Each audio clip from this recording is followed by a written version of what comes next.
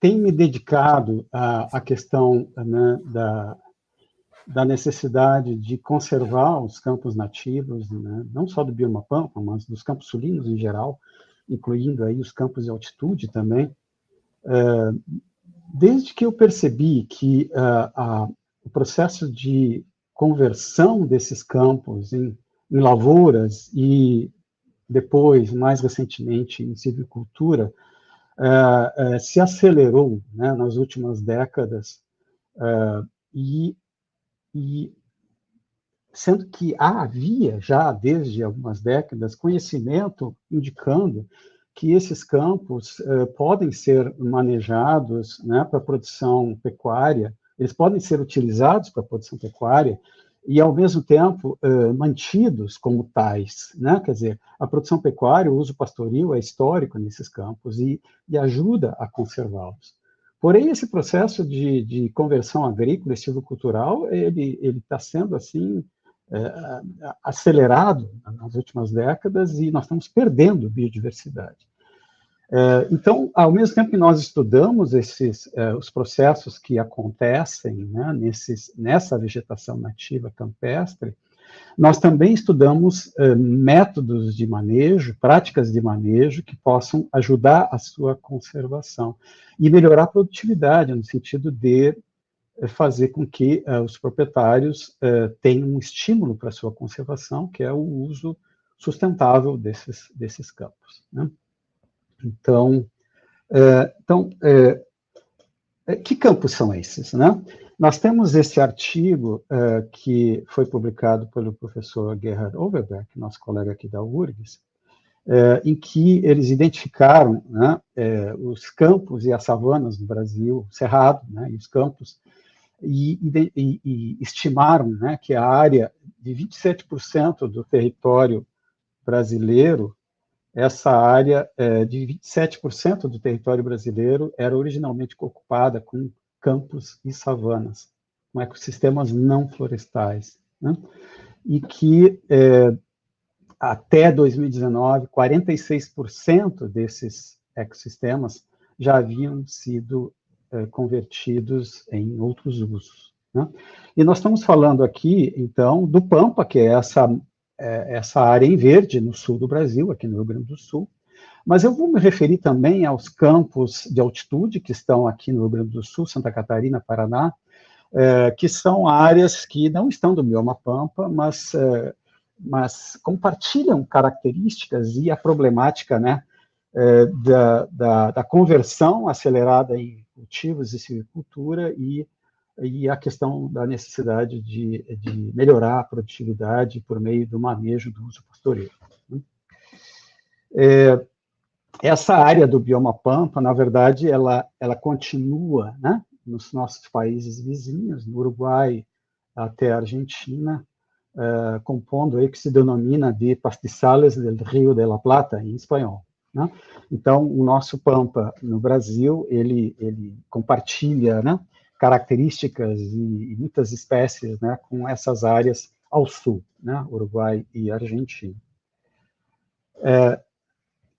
Como já falado pelo professor Eduardo Sec, né, o bioma Pampa no Brasil abriga pelo menos 12.503 espécies de plantas, animais, fungos e bactérias. Isso é um dado recente que nós temos, nós não tínhamos essa estimativa, né, publicada. E essas espécies habitam predominantemente campos e banhados. O bioma Pampa, ele não contém apenas campos e banhados, ele apresenta outros tipos de ecossistemas costeiros, apresenta florestas no bioma Pampa, especialmente as matas ciliares, mas essa biodiversidade habita predominantemente os campos e os banhados. Cobre 2% do Brasil, a área do bioma Pampa, e contém 9% das espécies conhecidas, né? Eu vou apresentar agora o que eu denomino de, em parte, um obituário dos ecossistemas campestres do bioma Pampa, por aquele problema que eu mencionei, que há a perda, né, pela conversão de boa parte dessas áreas em algumas regiões, né, do bioma Pampa, no Brasil. Então, da área total do bioma Pampa, que são 193, quase 194 mil quilômetros quadrados. Em 2021, havia 60 mil quilômetros quadrados, ou seja, 31% da área do bioma, cobertos com vegetação nativa campestre, ou seja, com campos. Esses campos, a sua quase totalidade, são utilizados, ou vêm sendo utilizados desde a colonização, né, para a produção pecuária. E eles foram conservados dessa maneira. Eles são vegetação nativa, né? E 43% do bioma, ou seja, uma área maior do que os campos remanescentes, já foram convertidos, né, em agricultura, silvicultura, pastagens plantadas. Esse é o processo de perda, né, de áreas de vegetação nativa que eu mencionei lá no início, né? Para que vocês tenham uma ideia, né, da taxa de perda, né, entre 2012 e 2021, ou seja, 9 anos, em média foram perdidos 1.500 quilômetros quadrados por ano de campos nativos do Pampa, que foram convertidos em lavouras, silvicultura ou pastagens plantadas. Se nós fizermos uma relação desses 1.500 quilômetros quadrados por ano sobre a área total do bioma, corresponde a 5 vezes, a uma taxa de perda, né, em relação ao tamanho do bioma, 5 vezes maior do que aquela que ocorreu na Amazônia no mesmo período. Se essa perda de vegetação nativa estivesse acontecendo na Amazônia, eu tenho certeza que já teríamos uma comoção pública, uma campanha nacional, internacional, em defesa da Amazônia. Mas como são campos que estão sendo perdidos, né, poucos se importam com essa perda de vegetação nativa. Inclusive, né, nós estamos num processo de, inclusive, perder a proteção que essa vegetação nativa ainda usufrui na legislação federal. Depois eu vou falar sobre isso. Essa perda, né, nós temos os dados do MAP Biomas que indicam, né, que de 1985, que é quando começa a série de MAP Biomas, até 2022, né, essas áreas em rosa são as áreas convertidas em lavouras, né, as áreas em silvicultura são as áreas em marrom. Então, de 1985 a 2022, essas são as áreas que foram perdidas, né, para a conversão, restando, né, algumas manchas, então, que eu vou mostrar logo adiante, são áreas sobre solos rochosos, sobretudo, né, na região da Campanha e na região da Serra do Sudeste, que são as áreas ainda mais bem conservadas. Fora isso, né, se perdeu muito, né, da vegetação nativa campestre original. Nós temos os solos rasos da região da Campanha do Paraí, né, que são áreas ainda relativamente bem conservadas em função da limitação de solo, né, para o uso agrícola. Então, são áreas que continuam sob o uso pastoril, né, do campo nativo. Nós temos essa região aí, esses campos dos areais, né, denominados campos de areia, que são áreas sob solos muito incipientes, né. Aqui, esses campos aí em São Francisco de Assis também estão sendo convertidos em lavouras, áreas extremamente suscetíveis à erosão. Esses campos aqui da Depressão Central, no município de São Vicente do Sul, essa imagem à esquerda, ela mostra o campo como era, e à direita, como era o ano passado, que foi convertido para soja, e aí houve a seca, e essa era a imagem, né, da área que havia sido convertida. Então, são campos riquíssimos em biodiversidade, né, que estão sendo perdidos, né, pela conversão. Mesma coisa na região de outras regiões da Depressão Central, no município de São Gabriel, Lavras do Sul, temos também um processo aí de supressão, conversão da vegetação nativa. Todos esses campos sendo usados para atividade pastoril e sendo convertidos em lavouras ou em silvicultura, como essa imagem aqui na Serra do Sudeste, né, conversão para cultivo de árvores, né, de eucalipto, né. Eu evito denominar essas áreas como sendo florestas, são plantações de eucalipto, são áreas de silvicultura, né, para que não se confunda, se confundam essas áreas com áreas de florestas nativas, que há florestas nativas no campo, no bioma Pampa. E nós temos os campos de barba de bode, né, que é a Arístida jubata, na região aqui assinalada, né, no Planalto Médio do Rio Grande do Sul, que já décadas anteriores, a 1985, né, essa imagem aí é de 2022, em 1985 essa região já havia sido convertida praticamente, quase na sua totalidade, em lavouras de soja e trigo, né, mas eram campos originalmente, né. E a região da Serra do Sudeste, ainda relativamente bem conservada, com solos rochosos, com afloramentos rochosos, com áreas campestres, formando esse mosaico aí com áreas florestais. É um mosaico natural, né? Ele não foi produzido, né, pelo desmatamento, é pelo manejo, pelo uso pastoril. Os campos da Depressão Central, né, os poucos remanescentes que ainda temos, sempre utilizados, né, para a produção pecuária, como mostra essa imagem aí, no município de Santa Maria. E eu vou também mencionar os campos de altitude, que na verdade fazem parte do bioma Mata Atlântica, mas como a ênfase, né, de quem estuda a Mata Atlântica hoje é estudar, né, o problema da vegetação florestal, eu não vou deixar de mencionar, né, também os campos de altitude, que sofrem, né, a mesma pressão, né, de supressão no bioma, dos campos do bioma Pampa. Então, são campos nativos também, formando mosaicos com as florestas, nessa região aí, com a floresta com araucária, e que estão sendo convertidos também para lavouras, para silvicultura, inclusive com imagens como essa, né, antiga, essa imagem, né, mas mostrando o absurdo de ter implantado pinos sobre campo nativo e colocado uma placa que era proibido entrar, porque era área de preservação ambiental, né, é uma agressão à nossa própria, é uma manifestação de ignorância, né? Felizmente, essa ideia, espero, né, tenha mudado entre técnicos, pelo menos, né? Uma outra visão, né, dos campos de altitude utilizados, né, para a produção pecuária, também são campos nativos, entremeados com áreas florestais. Então, quais são os impactos, né, da conversão dos campos sobre a biodiversidade, sobre serviços ecossistêmicos? Nós temos alguns estudos realizados aqui no âmbito da rede Campos Sulinos, que nós coordenamos, e que reúne, né, um grupo, né, numeroso, né, de pesquisadores em diferentes instituições. Nós temos estudado a biodiversidade não só do bioma Pampa, mas dos campos de altitude também. E esse estudo, que foi publicado em 2017, foram estudadas áreas, foi feito levantamento em áreas campestres remanescentes, né?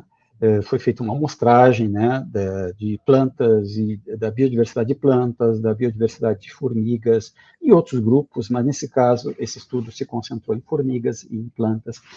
E o que foi encontrado, para nossa surpresa, que há uma relação entre a porcentagem de campos no entorno da área de estudo e a riqueza de espécies de plantas. Então, há um efeito, há uma relação positiva entre áreas de campo no entorno da área de estudo, né,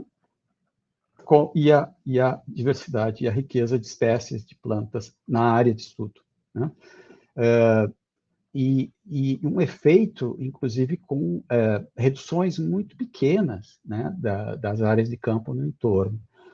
O que leva a imaginar que não é um efeito da fragmentação da paisagem, mas possivelmente um efeito, né, do uso de agrotóxicos nas áreas de lavouras do entorno, fazendo com que tenha um impacto sobre a biodiversidade dos remanescentes campestres, né, que estão ali próximos, né, das áreas convertidas.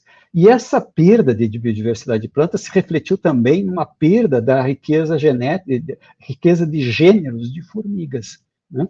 Então, há um reflexo na cadeia trófica, né, dessa conversão, né?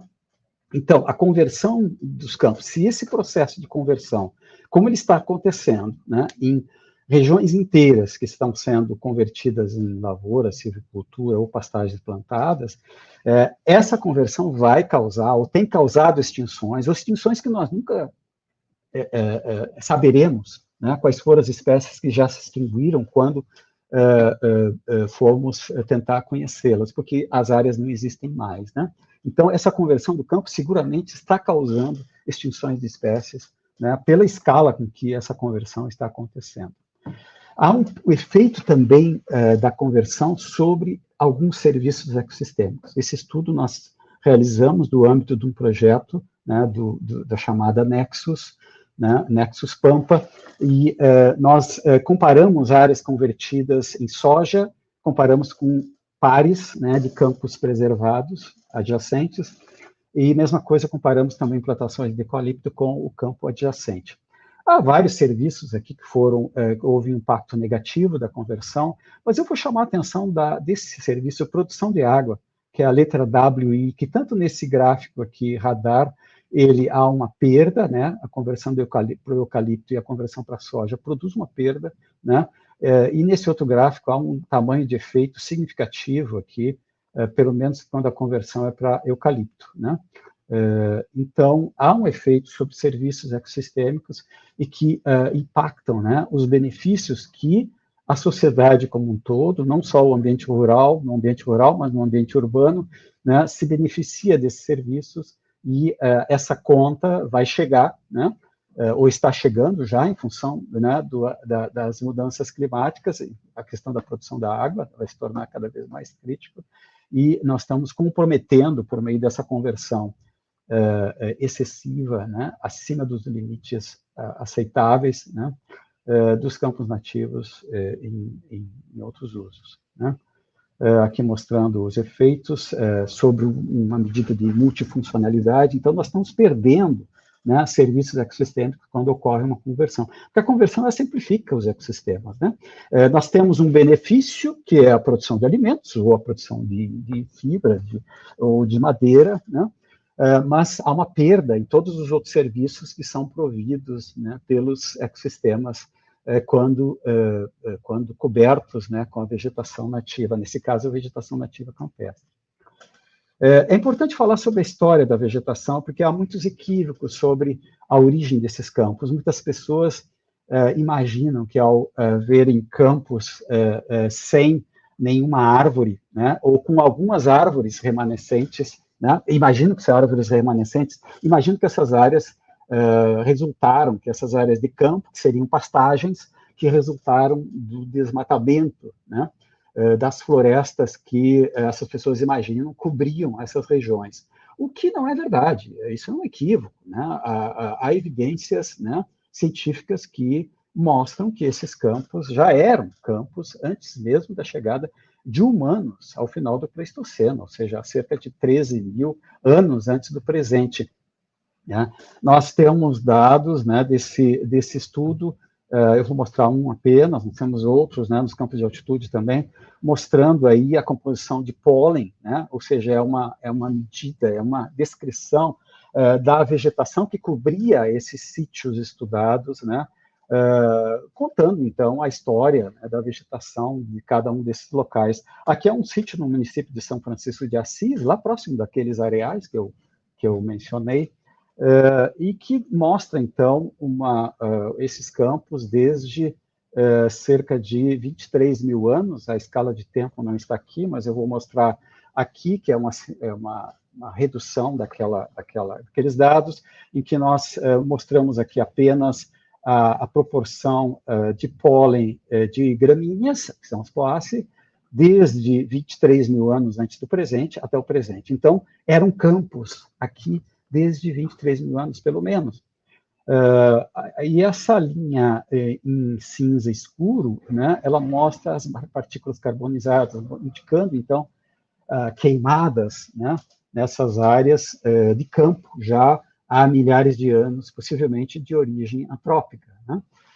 Depois eu vou falar sobre as queimadas, o fogo faz parte, né, as espécies campestres são adaptadas, né, às queimadas, então não é um problema, né, do ponto de vista ecológico, né, para esses campos. Então, eram campos há milhares de anos. E nós também sabemos que, há cerca de 10 mil anos antes do presente, ocorreu a extinção dos grandes pastadores. Eu vou falar mais sobre isso daqui a pouco. Esses grandes pastadores se extinguiram possivelmente em função da caça, né, excessiva pelos primeiros humanos que aqui habitaram. Então, se tem evidência também de que essa vegetação, as espécies de plantas que compõem a vegetação campestre hoje, resultou da coevolução, né, com esses grandes pastadores, e possivelmente também com o fogo, por cerca de entre 15 e 25 milhões de anos.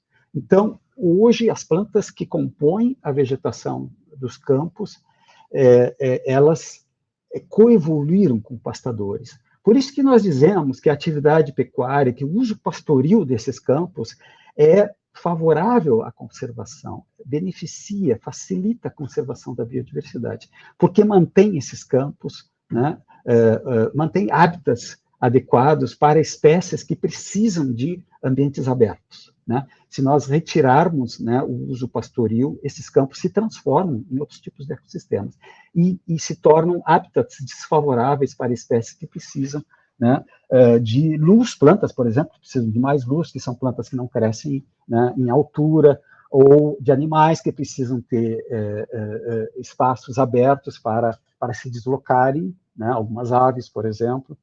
Então, e também nós temos aí uma janela de cerca de 10 mil anos em que esses campos, né, não tinham grandes pastadores, mas coincidiu com a presença humana e o uso do fogo, né, como ferramenta de caça. Humanos primitivos usam fogo como ferramenta de caça. E entre a extinção dos grandes pastadores até a introdução do gado e a reintrodução dos cavalos, eu já vou falar sobre isso, esses campos foram mantidos graças às queimadas. E depois, com a introdução do gado, eles encontraram, ou reencontraram, né, pelo menos em parte, né, esses grandes pastadores, os cavalos, as vacas, os bovinos e ovinos, né? Bem, sobre os grandes pastadores, nós temos alguns dados mostrando a data de extinção de algumas espécies, né? Aqui está indicado os gêneros ou a família, né?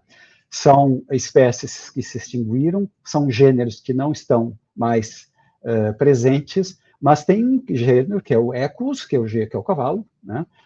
Que é um equídeo, né? Que se extinguiu, né? O cavalo fóssil encontrado, né? Foi encontrado até cerca de 10 mil anos antes do presente, mas há evidência de que esse Equus pertence à mesma espécie do cavalo doméstico. Então, por isso que eu denominei a introdução do cavalo como sendo uma reintrodução, né? Não uma introdução de uma espécie exótica, ou seja, o cavalo não é uma espécie exótica. Algumas imagens ilustrativas sobre como seriam esses grandes pastadores, nós tínhamos aqui, eu não falei nessa outra figura, né, na região do Pampa e dos Campos Sulinos, há uma maior riqueza, né, de espécies desses grandes pastadores. Nós temos cavalos, nós temos mastodontes, nós temos tatus gigantes, né, e paleolhamas muito maiores, né, com cerca de 1 tonelada, e cavalos, né, com cerca de 400 quilos. Alguma imagem ilustrativa, né, o toxodonte também era um pastador, e uma série de outros animais que se extinguiram.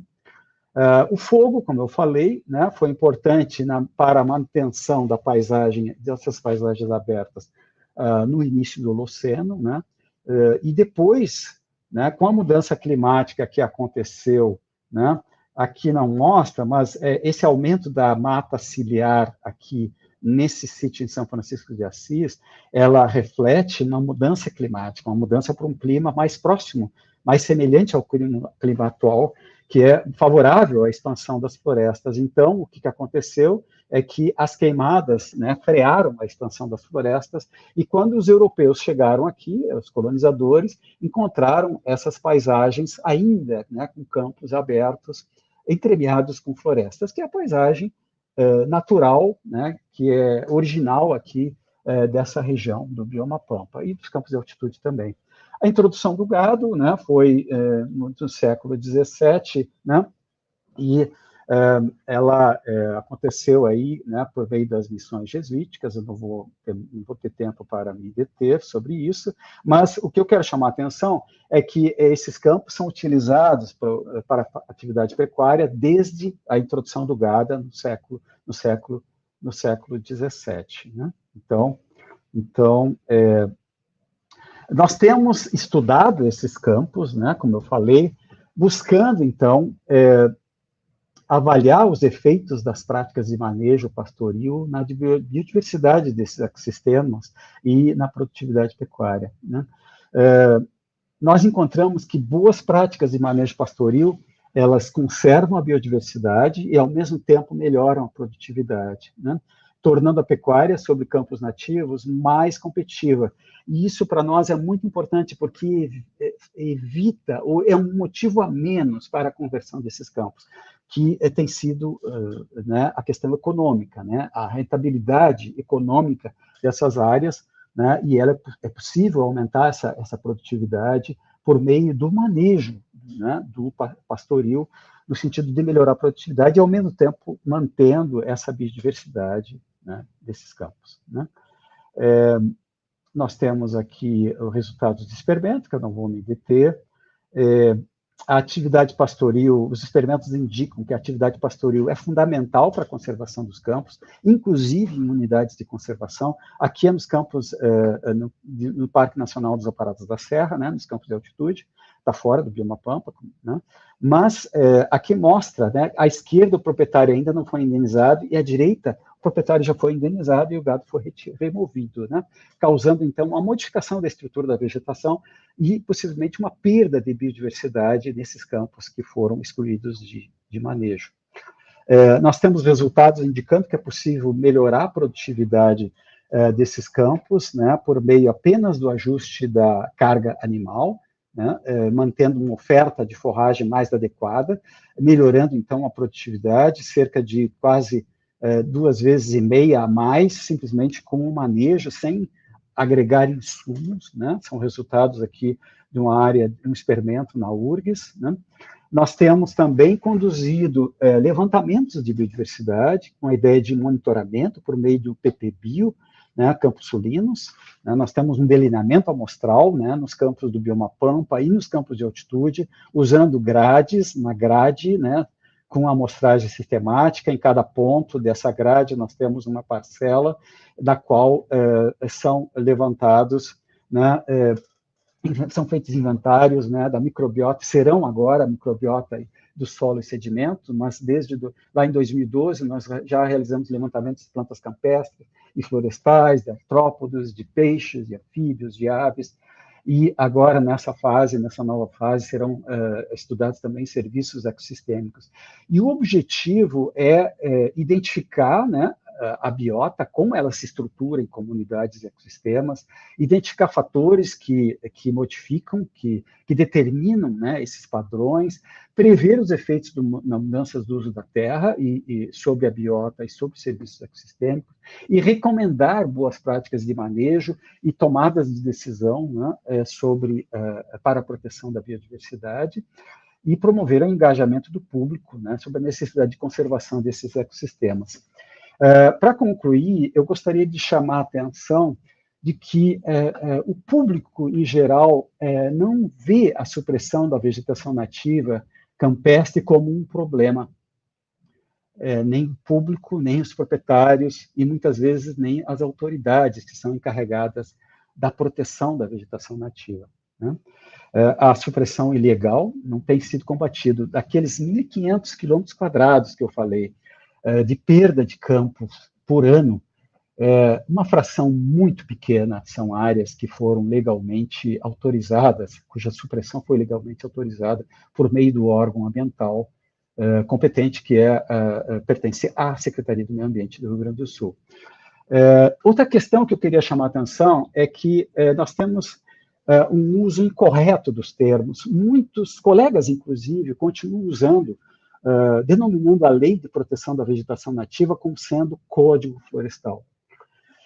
Ao denominar de Código Florestal, a pessoa leiga vai entender, o Código Florestal protege as florestas. quer dizer que os campos não são protegidos. Logo, eu não preciso me preocupar com a supressão que está acontecendo desses campos, com a conversão desses campos em lavouras de silvicultura. Afinal, já são áreas que já foram desmatadas. O público pensa, por equívoco, né, por ignorância, que essas áreas já teriam sido desmatadas. Então, ainda mais quando os próprios órgãos, como o Ministério do Meio Ambiente, continuam denominando como desmatamento a supressão de vegetação nativa campestre. Nós temos um mapa, né, nós temos o programa de combate ao desmatamento no bioma Pampa. E se nós formos ler, né, no detalhe, não é desmatamento de florestas, se refere a desmatamento também quando é vegetação campestre, o que é um equívoco, porque confunde o público não deseduca o público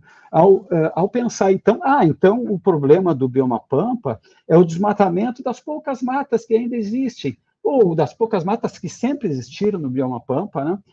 Mas para o público, em geral, ele vai imaginar, olha, nós temos que proteger as matas, porque elas são as poucas que existem, porque, afinal, esses campos foram já desmatados. Essa é a visão equivocada do público, e nós estamos reproduzindo essa visão, ou reforçando essa visão, ao continuar denominando a Lei de Proteção da Vegetação Nativa como Código Florestal, e ao continuar denominando supressão de vegetação nativa campestre como desmatamento. É um equívoco que, inclusive, está sendo aproveitado, né, na lei, no projeto de lei que está em discussão na Câmara, que foi votado já numa comissão, que é o PL 264 de 2019, que retira a proteção legal que os campos ainda têm na lei de proteção da vegetação nativa. Esses campos seriam declarados como, esses campos sob uso pastoril, desde o século XVII, seriam declarados como áreas de uso consolidado.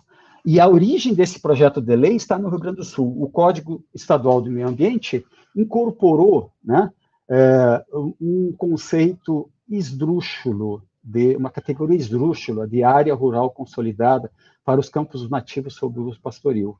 Então, define como área rural consolidada por supressão de vegetação nativa com atividades agro-silvopastoris. Ou seja, define que esses campos teriam sido sob uso pastoril, que a vegetação nativa teria sido suprimida. Isso não se sustenta, não há nenhuma evidência científica demonstrando que o uso pastoril dessas áreas suprime a vegetação nativa. Ao contrário, beneficia a conservação de toda essa biodiversidade que contida nesses campos. Se esses campos não tivessem sido, se fosse excluído o uso pastoril, que essas áreas fossem fechadas, e como em parques nacionais, como as unidades de conservação, muitas ainda fazem, né, remover o gado e não permitir as queimadas, nós teremos uma perda de biodiversidade.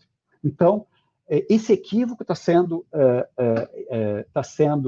exportado, né, para a lei federal por meio desse projeto de lei que, infelizmente, foi votado, e na argumentação de alguns deputados que defendiam o projeto de lei, eu escutei, né, o argumento de que, afinal, não precisa desmatar para transformar esses campos em lavoura de soja, que eles já teriam sido desmatados.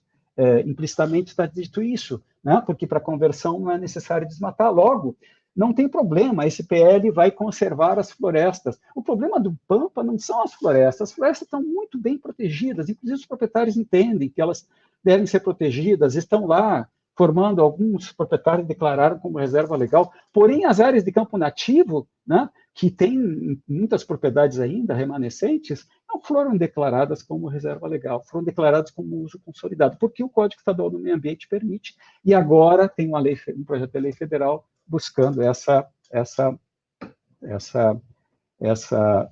isenção, porque faz com que os proprietários depois se utilizem, né, de um artigo da lei federal que diz que os proprietários ou possuidores de imóveis rurais que realizaram supressão de vegetação nativa, respeitando os percentuais da reserva legal previstos na lei, ou seja, aqueles que converteram em épocas que não havia lei que protegia essa vegetação nativa, estão isentos de reserva legal.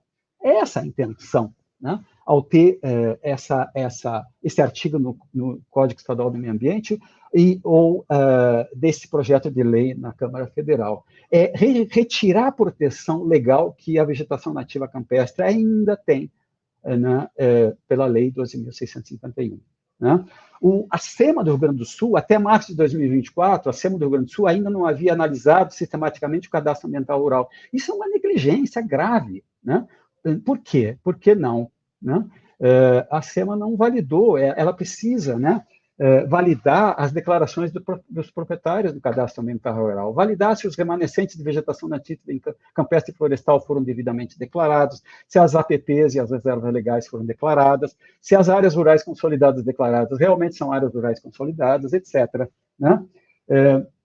Então, inexistem reservas legais protegendo campos nativos, e aí não é possível se aplicar aquele mecanismo que a própria lei federal prevê, de compensação, ou seja, o proprietário que não tem a reserva legal, que não pode ter mais reserva legal, porque ele não tem mais vegetação nativa, ele converteu praticamente toda a vegetação nativa, esse proprietário, se ele não é obrigado a ter a reserva legal, o proprietário que conservou a vegetação nativa e que poderia se beneficiar de um mecanismo que tem na lei, que é a cota de reserva ambiental, ele também não vai se beneficiar, porque ele poderia receber um arrendamento pela reserva legal que ele tem a mais na sua propriedade, porque ele conservou a vegetação nativa. Então, nós ficaremos com essa imagem aqui que o nosso chargista Santiago muito bem representa nesse cartoon, né?